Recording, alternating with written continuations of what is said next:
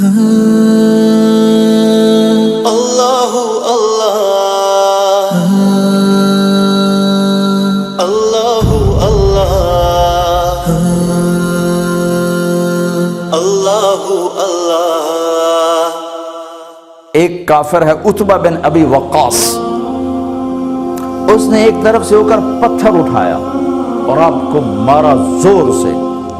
صحابہ کی نظریں تھی تلواروں پر، نیزوں پر، تیروں پر، وہ پتھر نظروں سے نکل گیا، لہٰذا وہ ان کے اندر کو چیرتا ہوا جا کر میرے نبی کے منہ پر یہاں لگا، اور آپ سیدھا پیچھے ایسے گئے، پیچھے یوں، پیچھے ایک کھڈا تھا، وہ یہاں گردن میں لگا، کنارہ تھا، بے ہوش ہو گئے، دانت بھی ٹوٹ گئے، چہرہ بھی خون و خون ہو گیا، اب بے ہوش ہو کے یوں گر گئے۔ صحابہ نے سمجھا آپ شہید ہو گئے، تو سب نے زار و قطار رونا شروع کر دیا۔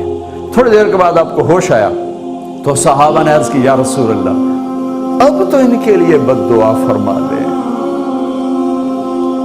وہ نبیوں میں رحمت لقب پانے والا، مرادیں غریبوں کی برلانے والا، غریبوں کا والی، یتیموں کا مولا۔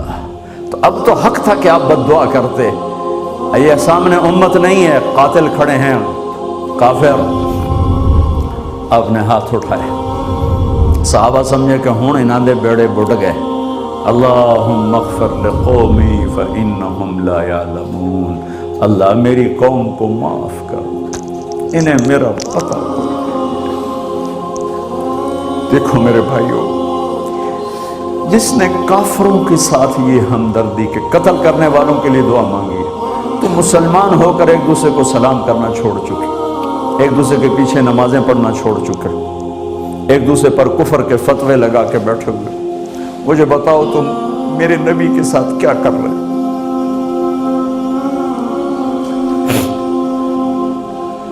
وہ تمہیں فرقوں میں بانٹ کر گئے تھے یا امت بنا کر گئے تھے؟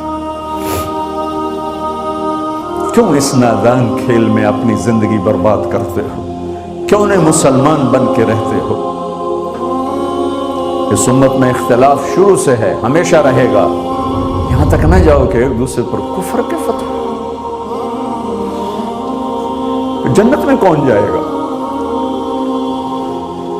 سنیوں نے کہا وہابی کافر، وہابیوں نے کہا سنی کافر، بریلیوں نے کہا دیوبندی کافر، دیوبندیوں نے کہا بریلوی کافر، شیعہ نے کہا سنی کافر، سنی نے کہا شیعہ کافر۔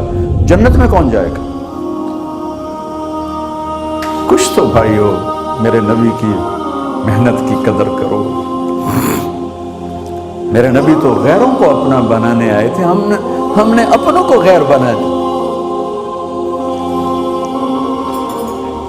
جو نفرت کی آگ وہاں بھڑک رہی ہے، یہاں مت بھڑکاؤ۔ جاؤ میرے دیس میں دیکھو کتنے سر کٹ چکے، کتنے سہاگ اجڑ گئے، کتنی مائیں بے آسرا ہو گئیں، کتنی جوان بیٹیوں کی مانگ ویران ہو گئی۔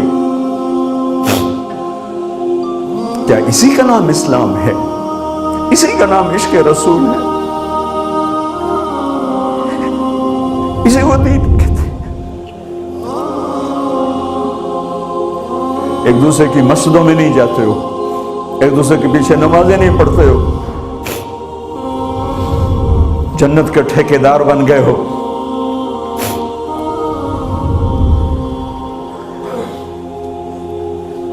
میرے نبی تو عبداللہ بن ابی کا جنازہ پڑھانے کھڑے ہو گئے تھے، جس کا کفر ابو جہل سے بھی بڑا ہے۔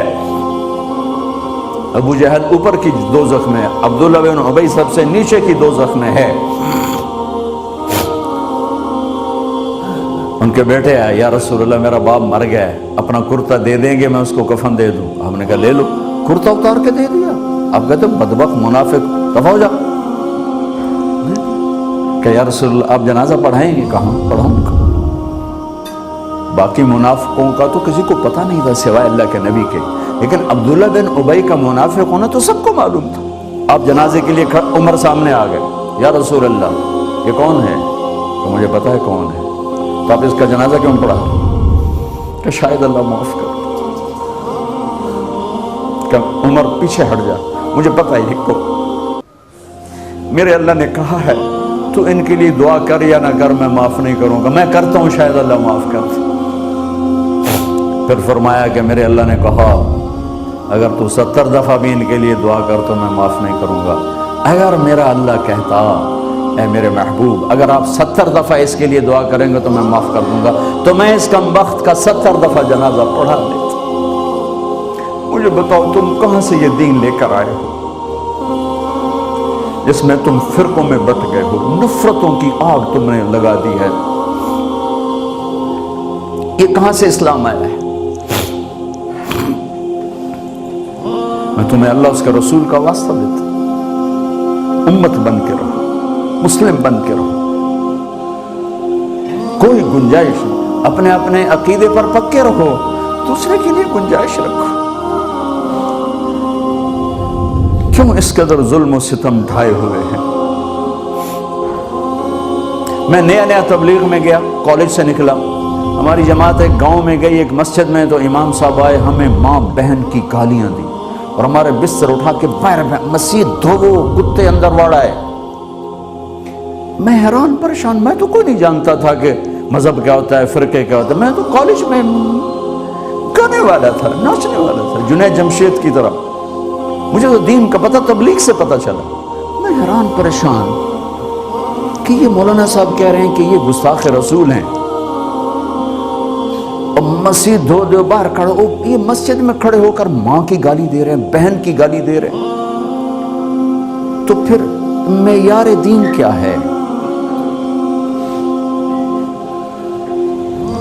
اتنی نفرت،